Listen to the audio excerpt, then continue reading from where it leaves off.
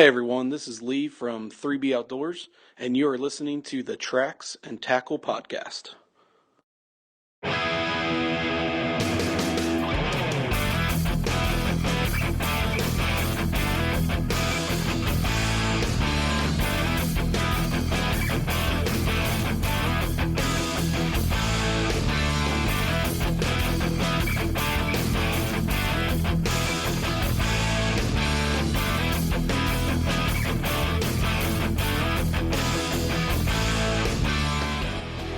Hey folks, we got a good one for you today. Our guest is a good old boy. He's a local farmer and very involved with the community. We talk hunting, farmland, and local politics with Colby Snyder on this episode of Tracks and Tackle. So saddle up, you're not going to want to miss it.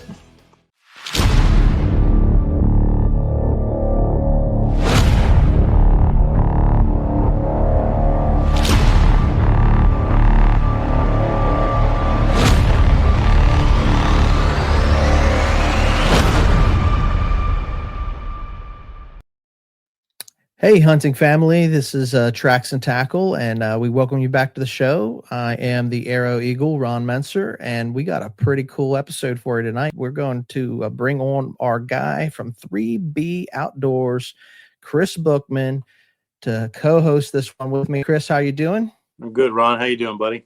Doing great, man. Been excited for our guest here tonight.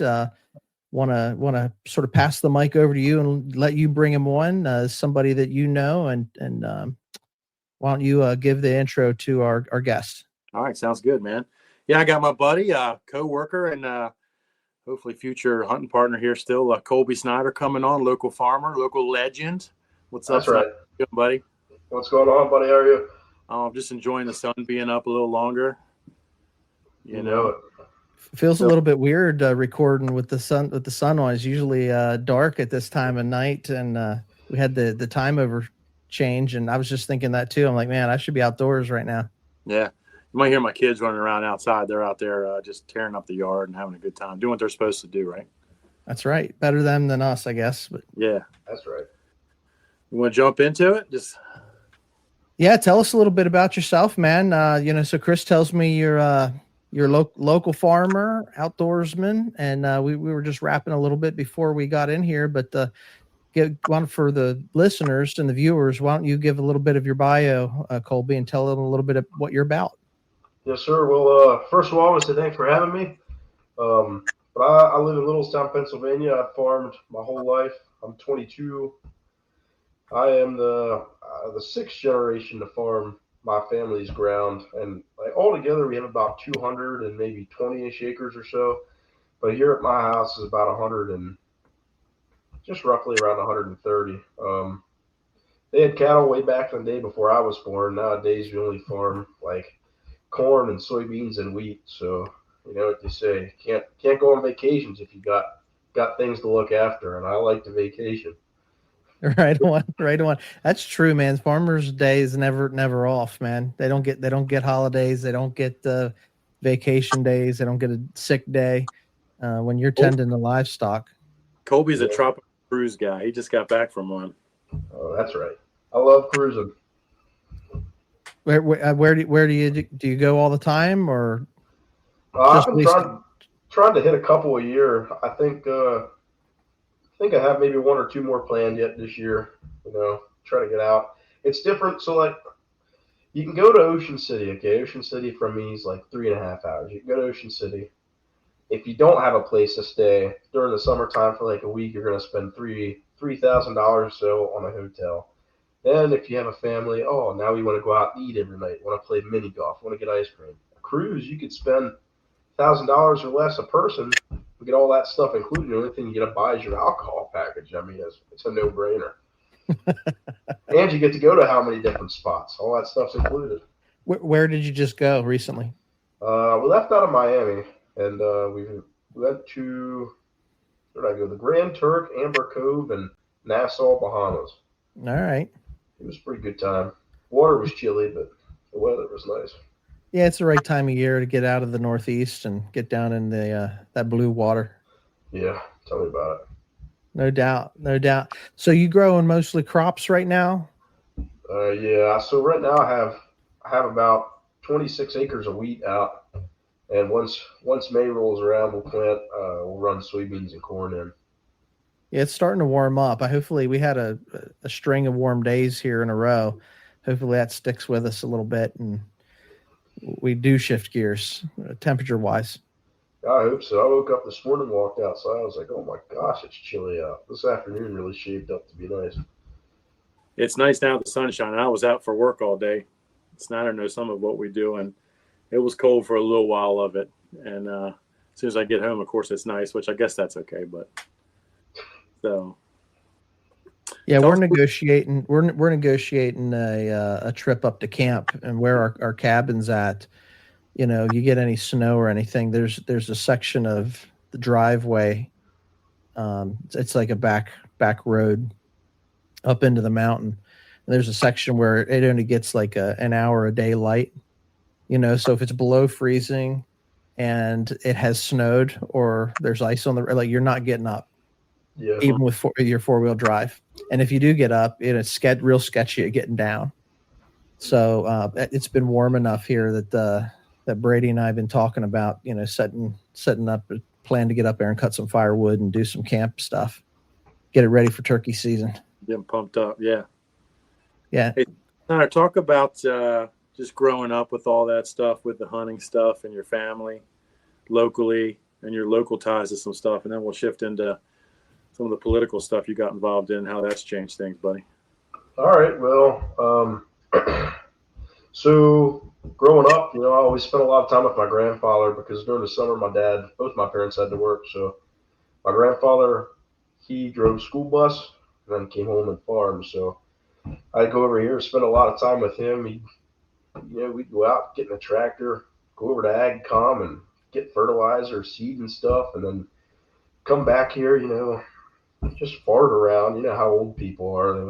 They got all this stuff to do, but can only do so much. So you go, oh, let's fix the barn now. Oh, let's go cut down some trees. So we were always getting into something, but you grow ties with every other farmer in the area. So like over here, you got somebody whose farm's bigger than yours. Over here, you got somebody whose farm who's smaller than yours. And you just get to know everybody. After a while, somebody needs to borrow a piece of equipment or something. You take it over there, or you need to borrow something. It's like a big family, no matter where you are in this area, between all the farmers and stuff. But I started driving stuff. Like I started driving a car at 3 or 4 years old, and I used to drive all the time before I got my license. But that's pretty young. That's really young. Yeah. Well, those donuts circles are behind your house. Is that what that's from? Yeah, it's from my 6-liter. I don't want to talk about that.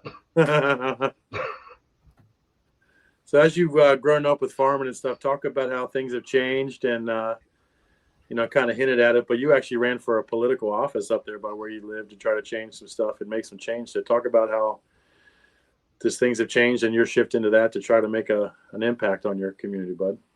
Yeah, so when I ran for township supervisor for my township, and the only reason I did it was because my grandfather used to be county commissioner for the county that I live in, and he was like, you know what, you like to talk, you like to try to make a change, so I think you should run. So I was like, okay, I'll go for it. So I went out and ran, and the biggest issue in the area at that time was solar panels. All the farmers around here, well, I shouldn't say all of them, a lot of farmers around here want solar panels because they were going to pay you $1,000 an acre. So you have 100 acres, that's $100,000 a year. So it was like a 1,500 acre solar farm. All these farmers around here were going to get solar panels on their farm. Well, caused an uproar, and a lot of these people who lived in town and in these developments and stuff didn't want to see them along the road, trying to tell farmers what they can and can't do. So it started a big uproar back here in the township. That doesn't work out well. No, not at all, even though they didn't read the fine print. But anyway, so my grandfather was supposed to get solar panels. He had signed up as one of the farmers to get solar panels, and it was like 70 acres. So that was roughly around $70,000 a year. I mean, you can't make that farming what we do. It's hard. It's difficult unless you get some type of government subsidization. And that's hard to get anymore. So he wanted the solar panels. All these people were coming and attacking me for it because as I was running for the town office, they were like, well, how do you stand on solar panels? It's like, well, to be honest with you, I'm kind of in the middle because I think as a landowner, you should be able to do whatever you want with your own land. But I can also see it from the other side, like, no, nobody wants to look at these. But I still don't think you should be able to tell somebody what you can and can't do with your own land. So in the end, I lost. But that's the biggest reason that I lost was because my grandfather was on the list to get solar panels, and just because my last name is the same last name as his, that automatically means I want him. You know how that works. Well, you get a little bit of name recognition if he was involved, in his day too. So there's the positive to that. But it raises a really interesting question when it comes down to landowner rights. And we can take this conversation any direction that we want to go. But I think your position's right. At least from my seat, where you try to see it from everybody's perspective, because there's always two sides to the coin, two tails to the story. But from a property owner's rights, like if that's your land, should you be able to do with it what you want? Yes, sir. That's kind of how I fall too. It's like, if I want to go out here and I want to put a big dirt track in over here in my field, I should be able to. If I want to open up a golf course, why can't I? You got all these junkyards down 97. Yeah. Why can't I do something that's going to make a little bit of noise? It's not going to look bad. Yeah. We kind of hit on something that we're into anyways. You said about your grandfather's last name, your last name, and heritage and stuff. So that obviously resonates with us. But kind of piggyback off of that, Colby, and talk about, your family growing up hunting and having these farms. And, I say this in a polite way, but you're a good old boy, man. You're a redneck, dude. So let's get into that. Yeah, you know it. So I honestly, when I was younger, I used to go hunting with my dad all the time. I never really shot anything until I was probably maybe 14 or 15 years old. I always just liked going out and sitting with him. I never really started to get into it till I was in my teens at some point. But it's like I was telling our friend here a little bit ago. I was like, we look at it this way. It's like you feed, they feed. No, boy, I'm getting myself confused here. We feed them all year long, so they're going to feed me all year long. So if they're in here eating my corn, I'm going to be eating them all winter long, all summer long. And, being a farmer, as long as you get these special permits, technically you can go out and shoot them all year, donate them to a bunch of different places, whatever you want to do. But, we only really shot them during the cold months, actually in hunting season, because then you can let them hang out there and you got to worry about getting them in a freezer or cutting them up, quartering them up, putting them in a fridge or freezer somewhere. So much easier to do it that way. That's all I really ever did was deer hunt. You got any funny stories or memories with your dad out there doing that? Anything stands out to you? Oh my God. I mean, I don't know. One time, so over at my dad's house, he's got these four 25-foot telephone poles, okay? And there's this big plywood box on top. So you got to climb up this ladder. And it was getting close to dark. One night I was in a tree stand over yonder and he was coming down off this ladder. Well, I had snuck over there towards this we call it the deer tower. So I snuck over there. He was coming down the ladder. He had the gator parked right at the bottom. By the time he walked down around the gator, I jumped out. Oh my God. Just about dropped everything in his hands. He was so pissed. I don't really have too many funny hunting memories or stories, but some of my ways are a little unorthodox. I'll just leave it at that. Let me ask a question.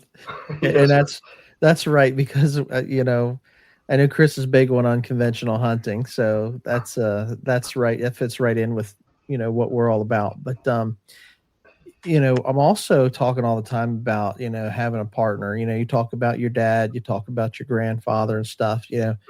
When you go out and whether you're fishing, we were talking before the show a little bit about, pond fishing, in the area that we grew up in. Because I grew up not far from where you're at. It's so much better when you have a partner or a friend to do it with, So, was that your grandfather? Was that your dad, or, their siblings or anybody like that? Like what's your perspective on, having a good hunting buddy? Oh, I mean, so so actually, I do have a funny hunting story now that I think about it. That's it, because those are the people that you share the stories with, or you make the memories with. It might not mean or matter much to me or Chris or the next guy, but you made that memory with somebody. That's why I bring it up.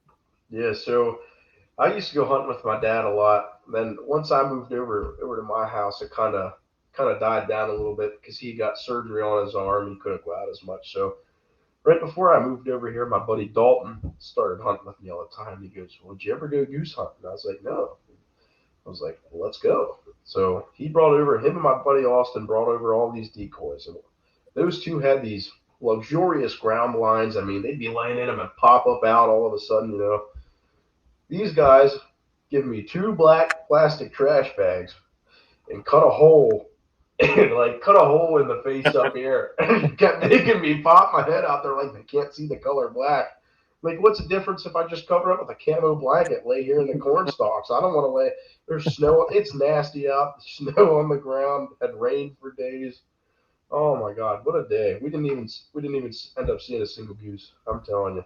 I've never heard the whole color black thing, so that might have been the key to that. I don't know. I have no clue. We didn't see one. Well, sometimes when you're like the new guy to camp, if you've never done that before, there's always that the hazing ritual to they don't know any better, so let me set them up in this spot and tell them to look for that purple bird fly through.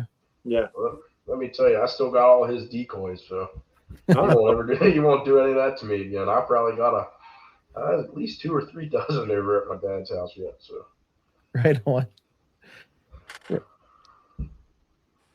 Talk about any challenges that's coming up here. I know you talked about it, me with work.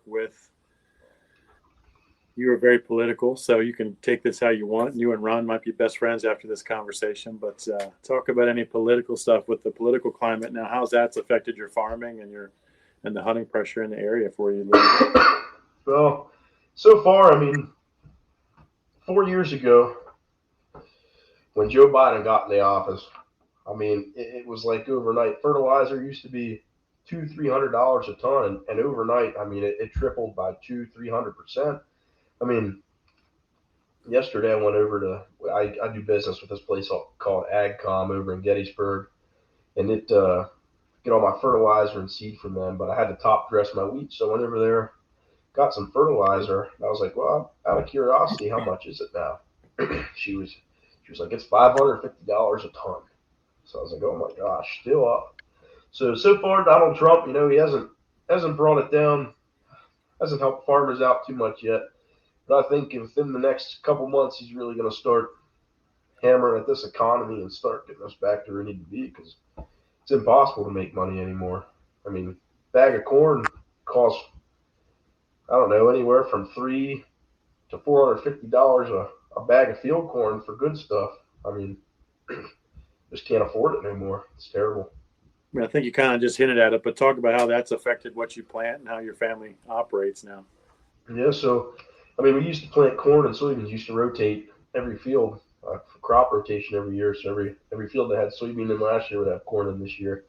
It got to the point where it was just so cost ineffective to plant corn, because by the time you spend $350 on a single bag of corn that'll only plant 2.5 acres, you can buy a couple bags of soybeans that are only $80 a piece, that you have to do less work to. You don't have to put as much fertilizer in. You only got to spray them once or twice throughout the year, and are selling it on a good day $12 to $14 a bushel instead of $4.90 or whatever I made off corn last year. I mean, it's terrible. You just can't make do with it anymore. They used to say corn is the cash crop. It's not anymore. Yeah. also know you talked about it with me a little bit, but how does that affect, like, more me and Ron's world that hunts and stuff? How does that affect the stuff you see on your properties now, since you can't plant certain things, deer, turkey, whatever you guys might normally see? Geese this year for me, I was at your place and they flew everywhere but your house sometimes. Yeah, So I mean, ain't got nowhere to hide. I mean, yeah, deer will eat the soybeans off, but not as. I don't think they like that as much as corn. I mean, right. They'll go to those soybean fields, but they'll eat that corn. That corn's like, I've heard people say it's like candy. You know what I mean? Like if you take your kid and you take them to a candy store and you just let them eat nothing but a belly full of candy, like they'll actually get sick if that's all they eat. Yeah. So it's not really good but the deer are gonna eat it, because if you take a kid and you say, here's a room full of candy, help yourself, like they're just gonna eat it until they can't anymore because it tastes so good. Exactly. So my understanding, and maybe you can, confirm that or not, but my understanding is that soybean, they're gonna go to those soybean fields whenever that's the only option. But once the soybeans are harvested or dried up, they're going to be in those cornfields. Yeah, 100%. I mean, even groundhogs. Like, we got a problem with groundhogs around here. Trap one, next thing you know, they're digging another hole 20 feet the other way. So you set a trap over there, and then they're over here again. But it's like Chris said, come spring, once we plant beans around the pond, them geese will really be out there, because they like to nip them right out as soon as they pop out the ground. I don't know why, but they like to nip them right out. Yeah, they're looking for that green, easy pickings. Yeah. And stuff like that. But yeah, I mean, deer are going to look for, especially at a place like Snyder's house, which our listeners can't see, but it doesn't look like it does around here. I mean, you can see the mountains and hills, but you have a big flat rectangle, right? Yep. There's a lot of cover there. So when they plant soybeans, or if he has to plant like wheat, there's no cover there for stuff coming through. And you might see stuff crossing there. I've seen a lot of tracks and a lot of sign in his house, but I've never seen a deer there in all the time I've been hanging out and hunting with him. Yeah, and like at my dad's house, it's like Roman hills. Like, he's got 107 acres. It's hilly. You can tell how the deer are going to move there. I've lived here for almost 4 years, and I still don't. It's either early in the morning in the dark or late at night in the dark. They don't really come out here during the day. They're patternable. Just, I mean, creatures of habit. It sounds to me like you do got a little bit of water there, at least in the form of a pond. But you all field, or do you have any? Like, I'd imagine when you talk about your dad's property being up and down with a little bit of rolling hills, that's where you get some, the creek will run, gravity will pull the water down or whatever. But describe your setup there that you have where you're at. I mean, my driveway is about a quarter mile long, and after that, it's like he said, it's wide open. There's a pond, like, you coming in my driveway to the left. It's wooded up around it a little bit, and it's got this huge island in the middle. And on the back side of it, it's pretty, like, marshy type. Yeah. The front's a little more open. It's like bigger. The back part of it's pretty small. But your property, and I'm not saying it's negative, it doesn't look like it should be around here. It looks like it should be out west, Missouri or Iowa, flat with, some marshy stuff, and where there is water, it's real wet, but then it's just big, flat, and open. Yeah, I take that as a compliment. No, I mean, again, I'm not saying that it's cool. I mean, when you said, hey, come over and check this place out, and I've been to Missouri and Iowa, and that's what it reminded me of, especially the old outbuildings you have, which I'm into. Everybody knows me. I'm into the old stuff and all that stuff anyway, so that's just cool. Right on. But, one of the things that really struck me with you, Colby, is like, one of the first times I met you were like, come out here, check this. My place is your place. Let's make it happen for ducks, and let's make it happen for this. So, that resonates with me. How's that with your neighbors and different farmers? Is that something you grew up with, or is that something you're trying to bring back, or is it just you? No, my neighbors across the street are Amish. So, I mean, a couple weeks ago, one of the little Amish boy came over here, was knocking on my door real early in the morning. I was like, what do you want?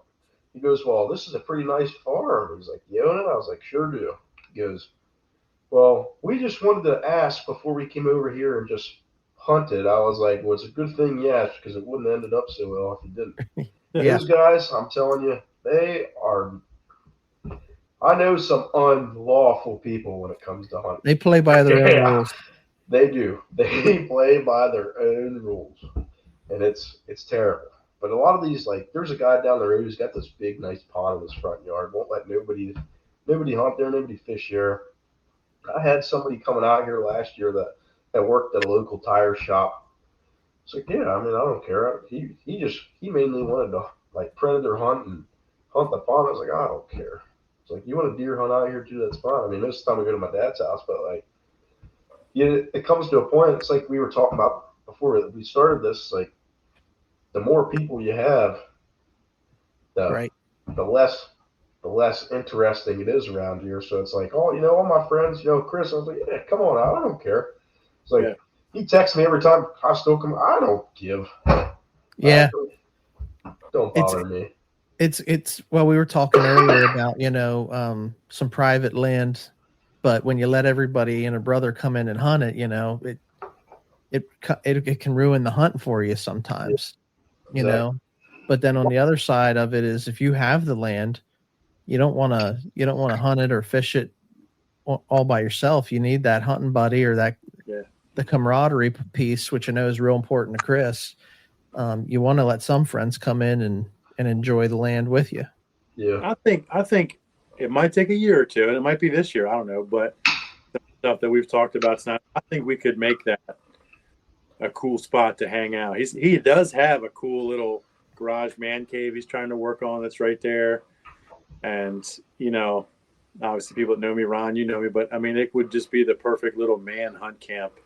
Yeah, whole building out there, big garage door. You got this big propane heaters rolling when I was out there with you. It's just cool. But, him and I have talked about doing like a big pit blind that you can cook in and hang out in. I mean, he's got the place, and that's just a rare thing. I don't know whether you realize that or not, Colby. It's just a rare thing. People aren't like that. People have their spots and they hunt, and they don't, just like you said about that neighbor down the street. That's where all the geese landed, by the way. Yeah, you don't let nobody hunt over there. Yeah, we saw probably 500 or 600 in one morning. Like they were ants to a picnic. But again, that they know where they're safe. Yeah, and that compounds what I'm saying. Like that, people aren't like that. Come to my place, hang out. Let's do it together.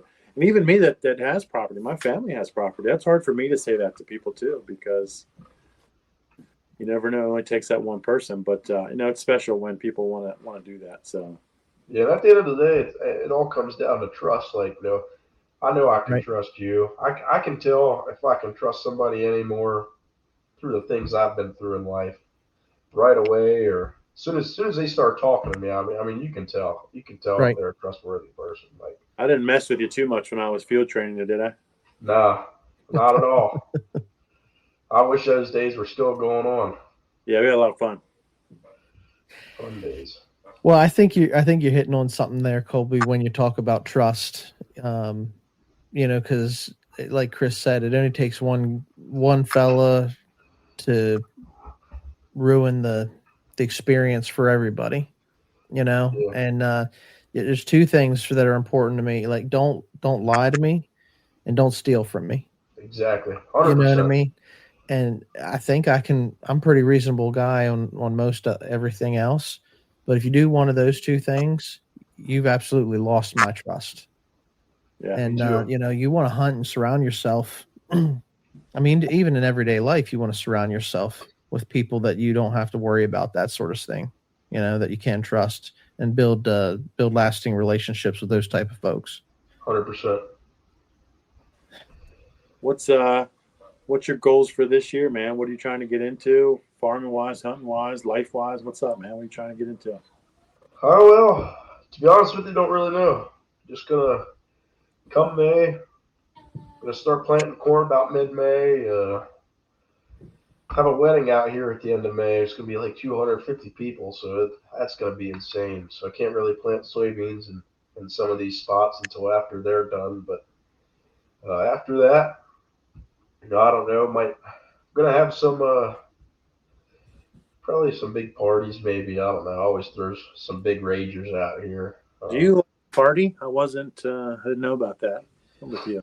I love hard to picture that happening. I love the party. You should hear some of our talk sometime at work. Yeah, remember what we're wearing right now. You know. yeah. No, I love to. I love to party. Love to just go out and spend time with my friends. So like during the summertime, I always go to bike weeks. I have a motorcycle. So go on cruises. Probably gonna have some big like life changing events at work. Certain things I have to do. I don't know. Just taking it day by day at this point. Yeah. Nobody's here to tie me down. Nobody can tell me what I can and can't do. So, yeah, I mean, you kind of hit it on the head, dude. Just having a good time. You know, whether that's partying or whether it's just hanging out with your dudes. I mean, that's how it's supposed to be. You know, and in one aspect, you kind of have what a lot of people want. You have a farm, you can sustain yourself and work, and you have the other job with me that you work at. But it's, you know, you got a cool setup over there, man. And what advice would you give to other people that are trying to get into this or thinking about getting in or out of farming? Or what would you say to them? Oh, well, I mean, you want the honest answer or you want the non-honest answer? I mean, if somebody came up to me and told me they wanted to farm, I'd tell them to go for it. Like, do it to your heart's content. You gotta put your whole heart in it. Takes a lot of money. I wouldn't do it unless you have some sort of deal, or I wouldn't go out and buy some farm for $1 million because you'll never be able to dig yourself out of that hole. So, yeah, let me parlay that into another question because it's an interesting question that Chris brings up. We think of things generationally, and I think even when you came on and were introducing yourself, you were saying you were so many generations, being on the farm. You know, we were primarily an agricultural society at one point in this nation. You know, then we had an industrial revolution. But you know, nowadays, like farming is it's like a pastime, you know, to do it for a living, you know, and really take it serious, you know. 100%. But on the other hand, what's become very popular, you know, with people that run our circles and people that would listen to a show like this is like homesteading. Like people, because of the government overreach, because of the past, you know, 6-7 years of crap that we've just lived through, people are saying, how do I get self-sufficient? How do I learn to live off the land a little bit? Like that's trendy. And, you know, so why don't you talk to me, at least give us a little bit of your take on that? Because yeah, if somebody wanted to farm, it's rewarding, but it's hard work, you know? And so like from a homesteading perspective, you know, I see a lot of people from the city wanting to, you know, try their hand at it, and it's not for everybody. Yeah, and I mean, I think the big point of that too is people don't realize how much work like it actually takes. You know, you want to go out in your backyard, or you want to go out here and start a garden or something. It's like, okay, you got to go out, you got to pull the weeds if you're really that dedicated. You got to water it if it's a dry season. I mean, for example, like we plant sweet corn. For a pound of sweet corn, I think for about a pound of sweet corn, it's almost $75. Like sweet corn seed, it's almost about $75. And that's not them little packets that you get from like the hardware store. Like this is good stuff. It's like, why should I go out here and spend $75 on sweet corn when I go in here to, you know, like Walmart or the local grocery store and buy it for $2-3 a dozen? Like it doesn't make any sense. But and in the same aspect, it's like, okay, you know, you plant it, tastes better. Same way with like raising cattle, pigs, anything like that. It's like you said earlier, you know, you kill it yourself, it always tastes better. You know, I could go in here, buy some ground beef from the grocery store, or I could hit a deer with a $2 bullet and call it a day. I mean, I'll say this, it is hard work, you know, so I've got a little bit of the skill set to, like, you know, we do our own garden and we do as much as we can on our own. We can food. When I say we, it's, you know, my wife does a lot of that work too. I can't take all the credit, but it takes a lot of time and it takes a lot of dedication to see something to plant something, nurture it, see it grow, and then harvest it and set yourself up so that you have storage, a backlog of food, to feed yourself. But if you're built right, like mentally, if you're built right, there's something like deeply rewarding with doing it yourself, whether it's 100%. cutting up your own meat or canning your own food. It goes a long way when you say that, and plus there's peace of mind, like I know where this came from. Yeah, I think to piggyback off of that too, like Colby, you might agree with this, I think you will, but I grew up on farms, working on farms, my grandfather's farms, and as hard as it is, it wasn't hard work for me. Like even as physical as it was fun. I enjoyed doing it. Like there's something about it that is rewarding and fun at the same time, no matter how hard it is, because you're doing it for you or your family or whatever that is. Does that make sense? Yeah, 100%. I wouldn't give it up for anything in the whole world. I wouldn't. I remember looking back now, man, and especially because we might get into altercations at work. It's not. We don't do anything physical at all, really. No. You gotta make yourself get up and walk around to do something physical, And it's like your average 9 to 5, except it's your average 8 to 8. Yeah. So,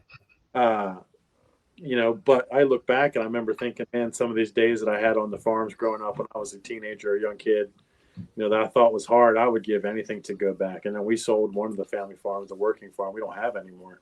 And there's not much in this world outside of giving up my kids that I would give up to go back to that and have that and just get on the tractor again or get up in the hayloft or, feed the cat, do whatever, and, you look back, as hard as it wasn't hard. It was enjoyable. It was rewarding. So there's something to be said to that and to keep wanting to do that and to hold on to that, Yeah.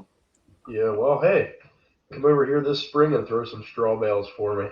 Listen, I got 2 strapping young age sons that'd be good for your boys to get out there and bale hay and stack hay bales. That's honest work right there. I might take some of that back to that part, because there's nothing worse in the world than when you're taking a break from stacking hay in a barn. Got a little bit. Here comes the hay cart again, and you thought it was going to be another 15 minutes. Yeah. You're here again, and you're blowing hay and straw dust out of your nose for 2-3 weeks. And I actually saved my brother's life when we were kids. I was probably 13 or 14, so he was probably 10 or 11. We were stacking hay, and we were about 40 foot high up in an old. The farm that we had an Amish built, no nails, just the wood pegs and the. Mm-hmm. You got some out of your place, and just the big tall hayloft. And we were up at the top, and he stepped wrong, and I grabbed him by the belt loop. And it was something that didn't even really stand out to me. He brings it up all the time. He's like, dude, I would have been splattered, but there's something about that growing up with that you can't relate to anybody else. You can't get that from Walmart or McDonald's or, just those experiences and sweating to death. And I mean, I think my grandfather might have gave us $20 for the day back then, and you can't buy that experience. Yeah, there's no doubt. And even growing up, like my dad worked construction, and, if you've been around me long enough, or if you grew up around me, when we were young, like once we reached a certain age, there was no summer vacation. It was, you went to work. When you got out of school, you went to work, and I might've only been carrying lumber. And, so my cousin Matt and I, Matt's on the show all the time, like we would work, with his dad and his grandparents and my dad, my brother, and we were always on a construction site. And when we started, all we were doing was carrying lumber pile, and we can literally say we carried a house, where the lumber was dropped on one side of the house, and we carried the entire house one board at a time, around to the other side. But doing that work when it sucked while you were a kid and you didn't really appreciate it, looking back now, like I really appreciate that my dad made me go to work. Yeah. That's a lost art with a lot of stuff. And I remember my dad was the same way. And, I did odds and end jobs, and there was a little local farmer real close to us. I'd help feed he was older and retired. He was probably in his 80s when I was 10, 11, 12 years old. And I would just go help him feed his sheep, and he had like a rescue farm. So if people that had show sheep or show horses, he would take them and just take care of them.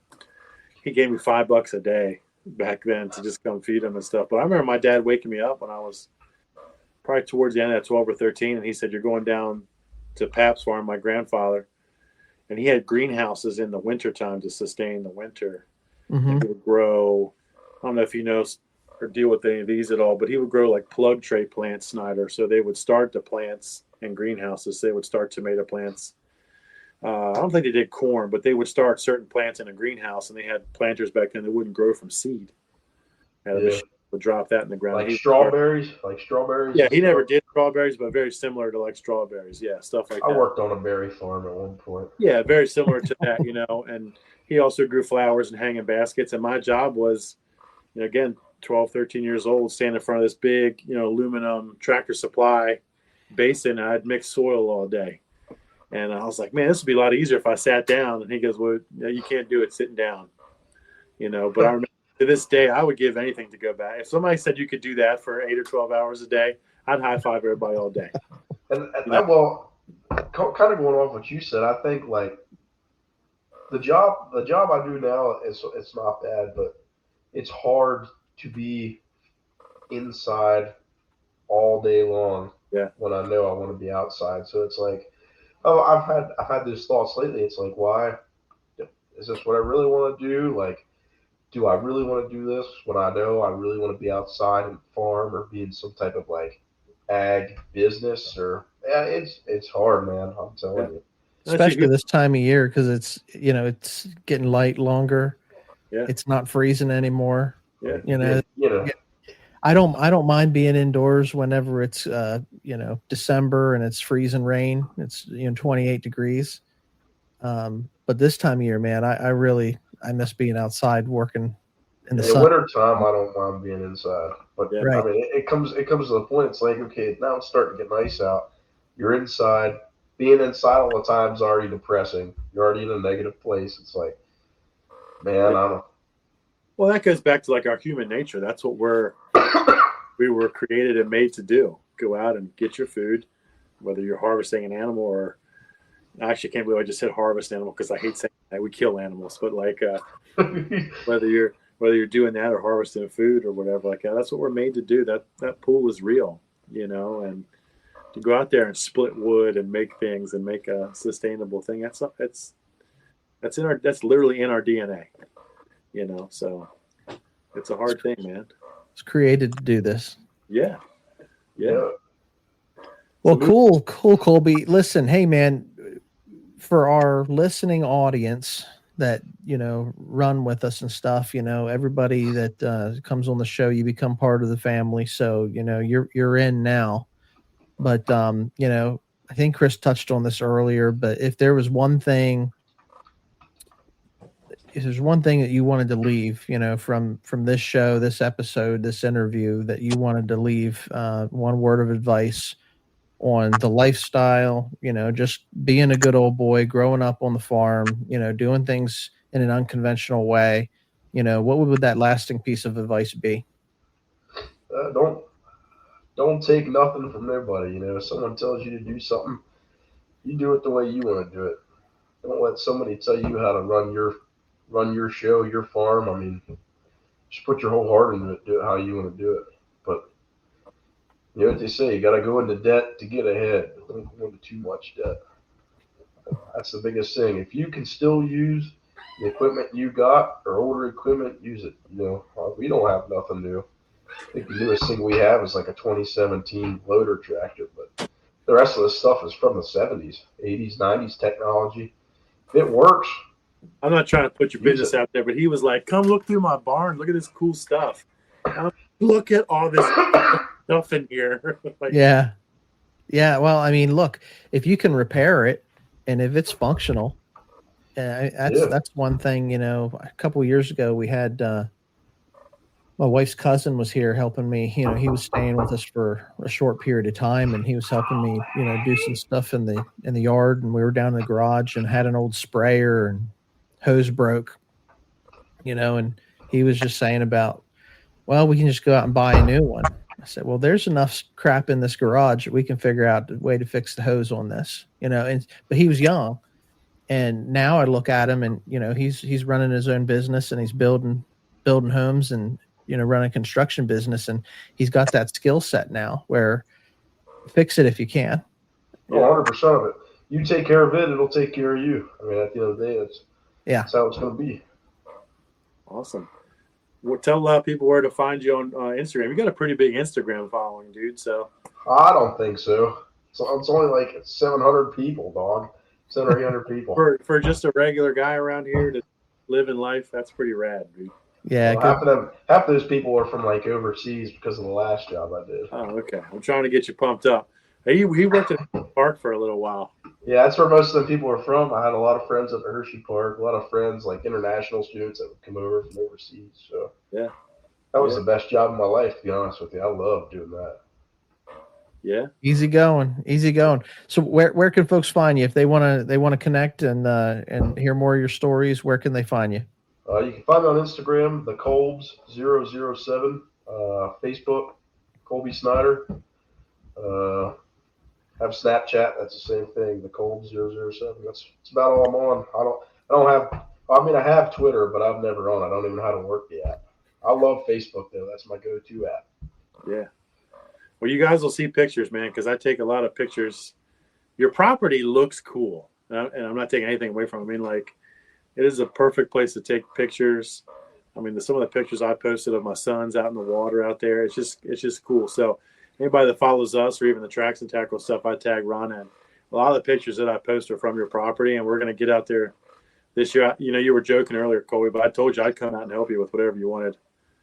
And who's your cat? Introduce your cat to everybody. This is one of my cats, MG. Mr. Whiskers. Yeah, big old bobcat. A 9-year-old girl with cerebral palsy named him Magnifying Glass, so MG just always stuck around.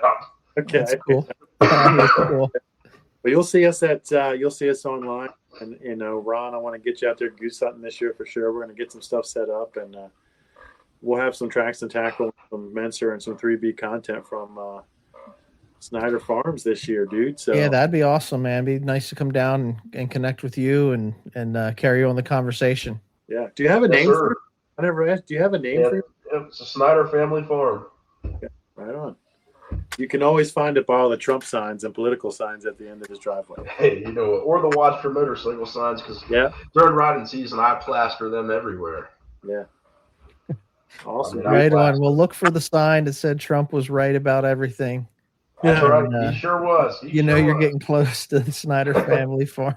You know it. Right on, Colby. Well, listen, man, it's been cool catching up with you. Chris, as always, thanks for, always connecting us with interesting guests. And, you can always, if you're listening, you can find Colby on all his socials. Be sure to check out 3B Outdoors. Send them your pictures, that sort of stuff. They are, let me see if I can find this link and throw it up for everybody. 3B Outdoors Club is how you'll find them on their socials. But you got cool hunting pictures and stuff. Shoot it out to them, man. These guys love to post that sort of stuff.